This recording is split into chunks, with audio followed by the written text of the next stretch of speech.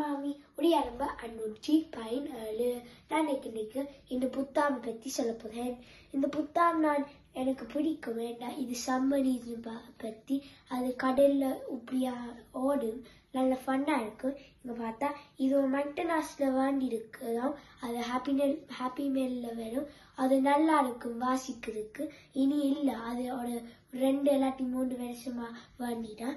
இது எனக்கு பிடிக்கும் இந்த புத்தகம். ஏண்டா இது நல்ல புத்தகம். ஏண்டா பெரிய வேர்ட்ஸும் நல்லது வாசிக்குது. இது மெக்டனாஸ்ல நாங்க வேண்டினாங்க, நீங்க வேண்டினா வாசிங்க.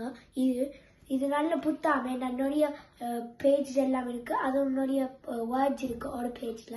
இது வாசிக்கிறது நல்லது. இது நல்ல உங்களோட பிரெயினுக்கு நல்லது. ஸோ இங்கிலீஷுக்கு எல்லாம் நல்லது. ரீடிங் உண்மையா நல்ல இம்பார்ட்டன்ட் உங்களோட உயருக்கு.